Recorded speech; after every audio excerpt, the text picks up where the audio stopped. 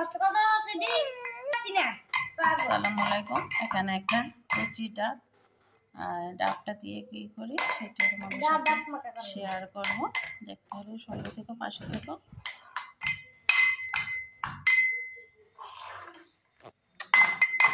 এখন আমি ডাবটাকে সুন্দর করে ছিলে নেব। সুন্দর করে এভাবে আমি ডাবটাকে ছিলে নেব।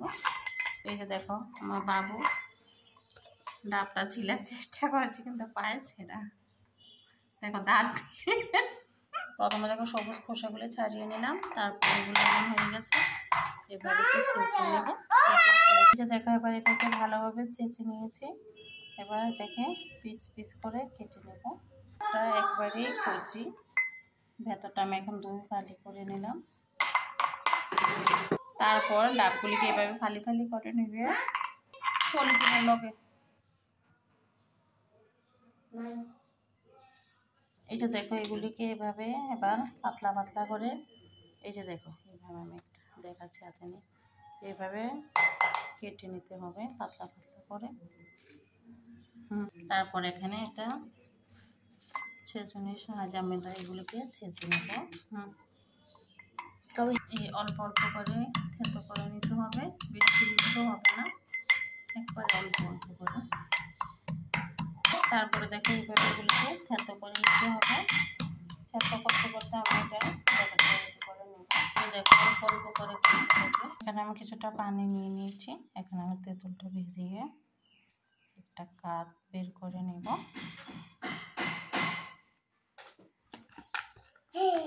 দাঁড়াও বাচ্চা, কিছুক্ষণ ভিজিয়ে রাখো। এখানে 1 চামচ সর্ষে বাটা, তারপর কালো সর্ষে, একটু জিরে, ধনিয়া দিয়ে দিব, চিনি দিয়ে দিব 2 চামচ,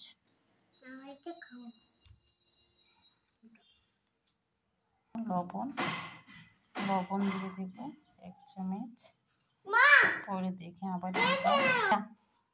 এবার আমি এগুলি কিছুক্ষণ ভিজিয়ে রাখবো। আর এই পাকোটাকে আমি করে নিয়ে আসবো, দেখি কেমন লাগে। আমিও কখনো খাইনি, আজকে প্রথম ট্রাই করব, যার জন্য ভাবলাম আপনাদের সাথে শেয়ার করতে। আর সমস্যা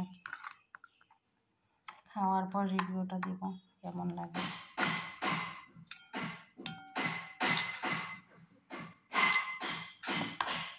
এবার আমি এটাকে কিছুক্ষণ রেখে দিব। এই দেখো ডাবের গুঁড়াটা এখানে দিয়ে দেবো একটা বলে দিয়ে আমি প্রথমে একটু লেবু চিপে দিয়ে দিব এটাতে। ছেলের আবদার বলে কথা, ছেলে খেতে দিয়েছে ডাব মাখা, সেই জন্য করা। এখন আমি ভালো করে কষিয়ে নেব এইভাবে।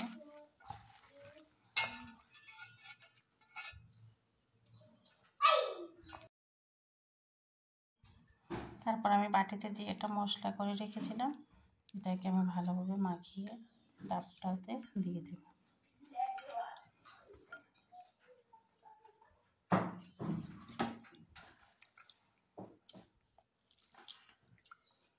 তেঁতুলের কাঠটা বের করে নিয়েছি। আর এবার এটাকে এখানে দিয়ে দেব, দিয়ে আবার ভালোভাবে একটু মিক্স করে নেব, ভালোভাবে মাখিয়ে নেব। মাখিয়ে নিয়ে কিছুক্ষণ রেস্টে রেখে দেব। দেখো তো বাবা কেমন লাগে খেয়ে।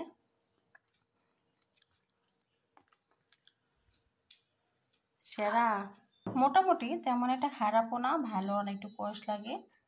তোমরাও খেয়ে দেখতে পারো, একবারে খারাপ না, আমার কাছে তেমনই মনে হয়েছে। তিতও না, মিষ্টিও না, টক ঝালটাই না, একটু কষ কষ লাগে। যারা খেতে চাও খেয়ে দেখতে পারো। আল্লাহ হাফেজ। আমিও আমার ছেলের রিকোয়েস্টে বানালাম, ছেলের আবদার বলে কথা। আমি এখন মরিচগুলো ভাজা হয়ে গেছে, উঠিয়ে নেব।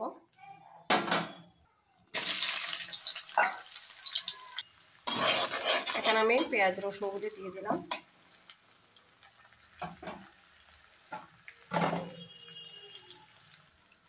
এখানে আমি টমেটো দিয়ে দিব 4-5টার মতো, কুচি করে নিয়ে আসছি, বিচিগুলি ছাড়িয়ে দিয়ে দেব।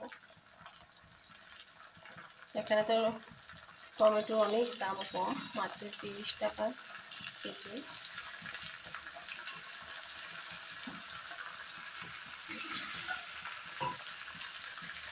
সব সবজি থেকে টমেটো বেশি করে দিতে খেতে ভালো লাগে।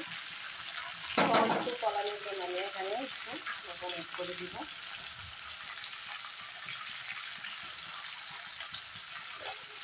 লবণটা দিয়ে একটু নাড়াচাড়া দিয়ে দিয়ে আমি টমেটোটি গলাবো না, জাস্ট একটু গায়ের গন্ধটা যাতে চলে যায় সেই কারণে ভেজে নেব।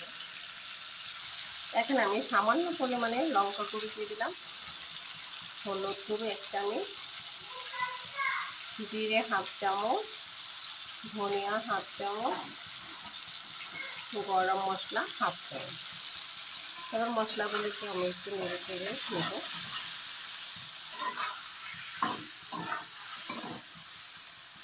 মশলাগুলো একটু ভাজা হোক। দেখো মশলাগুলি ভাজা হয়ে গেছে, তেল ছেড়ে দিচ্ছে। এখন আমি অল্প অল্প করে কপিটা দিয়ে দেব।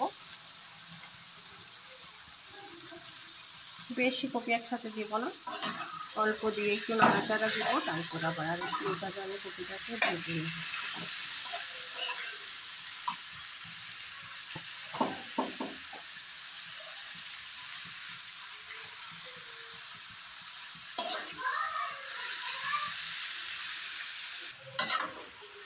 তারপর আমি এটাকে আবার একটু ঢাকাটা উঠিয়ে নেড়ে চেড়ে দেব।